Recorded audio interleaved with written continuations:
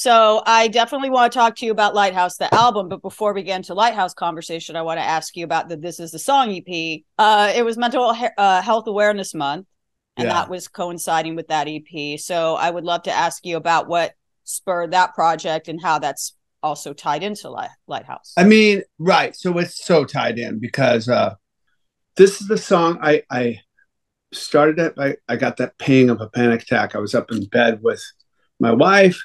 I don't like to tell her all the time when I'm having a panic attack. It's just, she loves it. She gets worried. So I will often just get up and go, I'm going to go down and get some water. And I'll go and deal and tear off my clothes and pour water on myself, whatever I got to do. But this time I went and got on my acoustic guitar.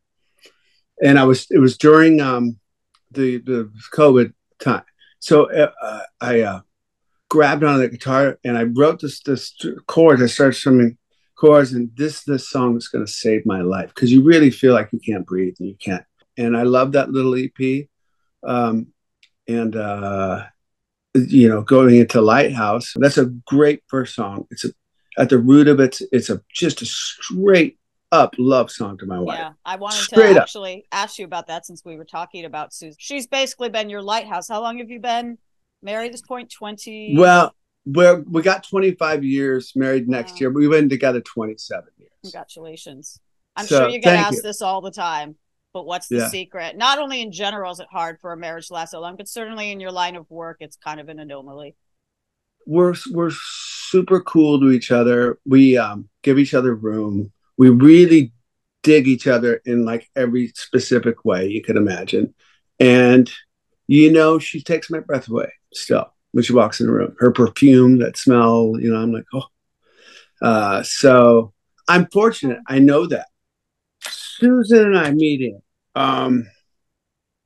was this period where I'd taken 2 years to just being sober. And I didn't know if I could date a woman again. I don't know how to I got no game or whatever that you have to have at 32 years old. And I'm sober and reading books. Like, what woman's going to, some book nerd, But I met her through a blind date, and I could tell we talked on the phone first. And it was like this. I mean, her voice makes me feel amazing, and reminded me of sort of like one of my sisters, maybe, but not in a weird way, just like comfort, home. And then we met. She picked me up at the airport, and we went to dinner, and it was on. I mean, it was just on. So that happened, and that's fate. That is fate. That's it's like, oh, it's good luck, dude. But she had put herself in a position to be open to a relationship like ours became almost immediately. And I was open to it. I'd done the work. I got myself sober. I didn't try to get a girlfriend or something right after I got sober, because I didn't know who I was. So I had to do some finding out who the I was and how I treat others. And I didn't want to bring somebody else into that until I figured it out. Did Susan have any trepidation, or were other people telling her this Duff guy's bad news? Don't get Guns N' Roses. They're bad boys. Anything like that? Nice boys don't play rock and roll.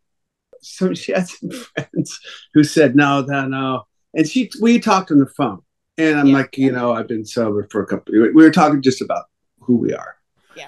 And I think she's kind of like, oh no, he's not that guy, and I don't know what that guy is. What you see in the videos of Guns N' Roses, and sure, there was some pretty vagabond, reckless times, but I wasn't, like a dirtbag to women ever. I have 3 sisters and a mom. That's not part of my deal. Who set you up on the blind date? I assume you've thanked that person many times over by now. Yeah, sending flowers every year. Yeah, he Stain. He had a punk rock band in Toledo called Stain back in the 80s, and he wrote for Thrasher. Oh wow! I knew him through Thrasher magazine, and she grew up with him, and so he knew me, and he knew her. She had just moved to LA, and he's like, I know you haven't dated for a couple of years, but she's my fan. She's great. She's amazing. She's a model. Don't let that scare you away. You know, like I'm like, I don't know if that scared me away or nothing. I don't even know. You know, and but she's gorgeous, physically, gorgeous, mentally, gorgeous, even say spiritually, like how she identifies with